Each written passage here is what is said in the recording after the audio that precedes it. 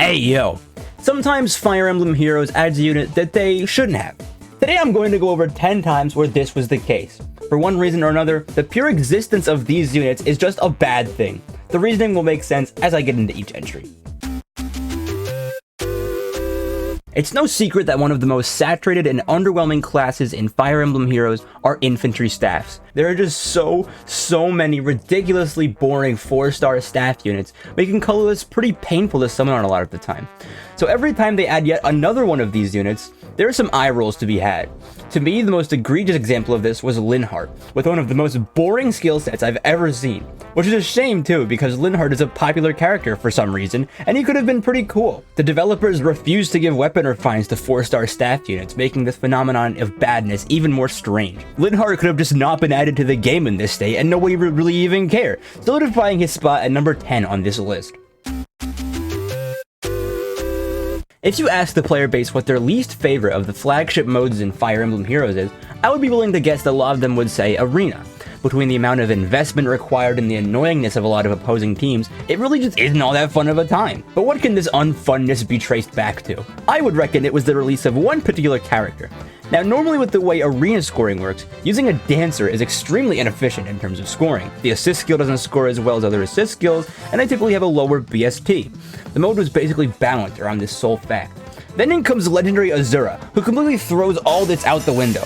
Her unique dance skill scores more than normal ones, she comes with a skill that raises her BST, and she's a legendary hero, which drastically increases your entire team's score. Her unique dance skill also gives an infantry or flying ally extra movement, which when controlled by the AI opponent is more annoying than 10 missiles to play against. It was no surprise then that many people summoned her to plus 10, and just like that she was everywhere in the arena. So basically what I'm trying to say is legendary Azura killed the arena game mode, not that anything of value was really lost. Ira is a unit I've covered in my Fire Emblem Heroes iceberg, but I'll sum up the controversy here briefly. Basically, an update featuring characters from the genealogy of the Holy War game, where a main banner featured fan-favorite characters Sigured and Deirdre. Another fan-favorite, Ira, was shown in the reveal trailer and was found in the data mine to be very strong, but since she wasn't on the main banner, players assumed she would be available as a free unit. So fans of the game spent orbs on the main banner, only for Ira to be released a little later on a separate banner as a 5-star exclusive, along with Eldigan, who was pretty bad. Many people saw this as a scheme from the developers to squeeze money out of the players, and led to a bunch of people quitting the game entirely. So Ira takes the number 8 spot on this list for causing one of the biggest controversies in the game history, which led to a mass exodus of a bunch of players. I felt as though this list wouldn't be complete without what I consider to be the worst unit in the game. So how do we determine who that is? To me, that title deserves to go to someone who is not good for any purpose whatsoever, will never be good for any purpose whatsoever, and is hard to invest into. This means a 5-star exclusive seasonal unit with no preference weapon and terrible fodder, just horrible. Out of these, I decided that the worst would have to be a melee flying unit, since there just aren't too many great skills that they have access to. Their role isn't really that important in a lot of the game's modes. And I believe to have found someone who fits this description perfectly. Ladies and gentlemen, give it up for Spring Marissa. Here is her stat line next to a 4-star alternative. Her skills include Flashing Carrot Plus, which gives you +2 to all stats under very specific circumstances, Reposition, Speed Defense Link, and Flyer Guidance. Not a single person has reached max favor with her in some of her duels, which is insane when you realize she was literally available as a form of unit. They let you put any skill you want on her, and still nobody wants to use her as. Now please keep in mind that anybody can be a great and very usable unit with enough investment, but somebody needs to take the title of the worst. So I truly believe to this day that this unit the developers just made an oopsie on in regards to their power level. Just the amount of effects built into this unit was so insane for the time, essentially trivializing all content for a good while. I'm talking about Brave Hector, specifically his weapon Refine. Brave Hector's weapon Refine accelerated the game's balance in an instant. Literally everyone else was over here, and Hector was over here. They weren't going to nerf him because that wouldn't end well, so instead they had to make every new unit thereafter match his power level. New player phase units had to be able to kill Brave Hector to be good, but if they could kill Brave Hector, they could probably kill everything else, throwing the balance just completely out of whack. Fallen Edelgard was made as a better alternative to Brave Hector, and will not be appearing on this list for this reason. Hector was the one that shot the game's power and balance into the stratosphere at the time, and Edelgard just naturally came after. Hey guys, I'm a brand new Fire Emblem Heroes player. I think today I'm gonna go try and be Paralog 68-2 so I can get an orb. Wish me luck. Okay, let's see here. This guy's got a Brave Axe. I'm gonna have to watch out for that. A Gran Raven. Let's see. Oh, good thing I don't have any colorless allies on my team. What about Nyla? Let's see. What is this weapon? What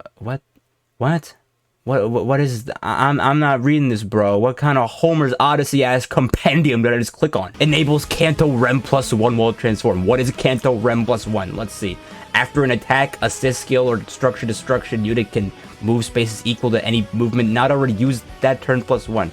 Well, gee, I would love to see if there's a structure that can be destructed anywhere on this map, but unfortunately, my entire screen is covered by this monolith of text, like it genuinely reaches the bottom of the screen. Desert Nyla represents everything I detest about Fire Emblem Heroes in its current state, being long-ass weapon descriptions, taking the number 5 spot on this list. So I of course wanted to include a Grail unit somewhere on this list, and after a little bit of searching, I found the perfect one.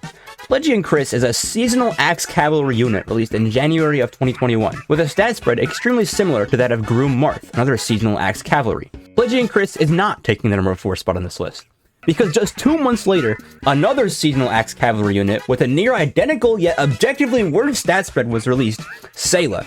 Sayla is not taking the numbered 4 spot on this list, because just 2 more months later, yet another seasonal Axe Cavalry unit was released with an even worse stat line, Zealot.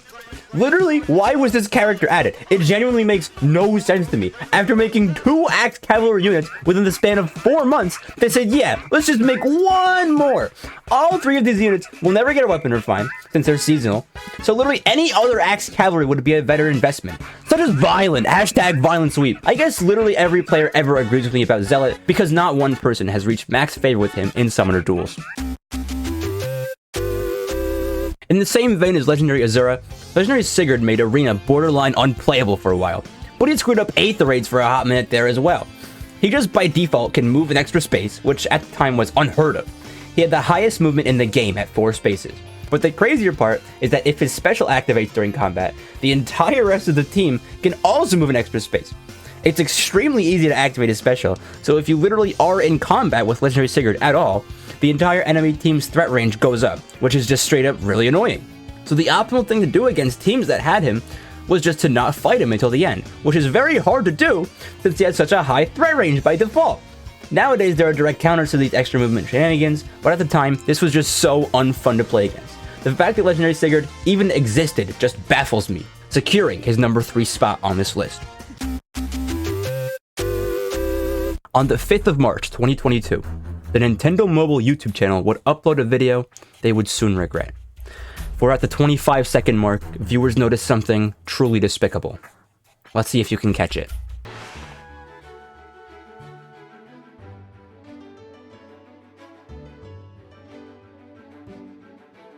Whoa, let's play that again. One more time. That's right. Springdelphia's kid has such an obscene amount of words that they needed 2 entire screens full of text to show everything. Desert Nyla's weapon description is still longer, but this was a very discernible moment in the game's history where players realized that weapon and skill descriptions are getting out of hand. People wrote into the developers so much that they never pulled this multi-page stunt again. Springdelphia is representative of the larger problem of Fire Emblem Heroes, which may get its own video someday in the future, but it secures her spot at number 2 on this list.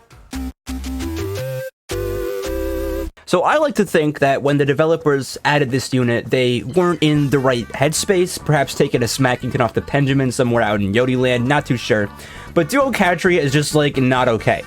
Basically, Duocatria gives her allies the triangle attack effect, which makes it so if there are 2 or more allies around your unit, they'll attack twice for every 1 hit if they initiate combat. Now maybe you're thinking, oh, it might be difficult to get 2 allies to your attacking unit. It's balanced, right? But no, because Catria also allows your units to just teleport around everywhere. So when your unit attacks twice, not only are they effectively doing twice as much damage, but they'll have a much easier time launching off a bunch of specials like Deadeye, Ruptured Sky, or Lethality. The existence of Duocatria pretty much trivializes all defensive strategies across the game's modes, because thanks to her, player-faced strategies become so obscenely powerful. Funnily enough, it took a really long time for Duocatria's shenanigans to catch on in the meta, but eventually people said, hey, maybe we should try to like get through these Omega tanks instead of like working around them. So yeah, Duocatria takes the #1 spot of units that should not have been added to Fire Emblem Heroes for essentially nullifying an entire way that people play the game. And with that, we reached the end of this video. I really hope you guys enjoyed this one. Just a little fun idea I've had. Please don't take anything too seriously, and I said in this video. This is just a fun little idea I had to make some jokes about the game, and I really hope you enjoyed it. Again, it wasn't meant to be taken too seriously. But of course, thank you so much for watching.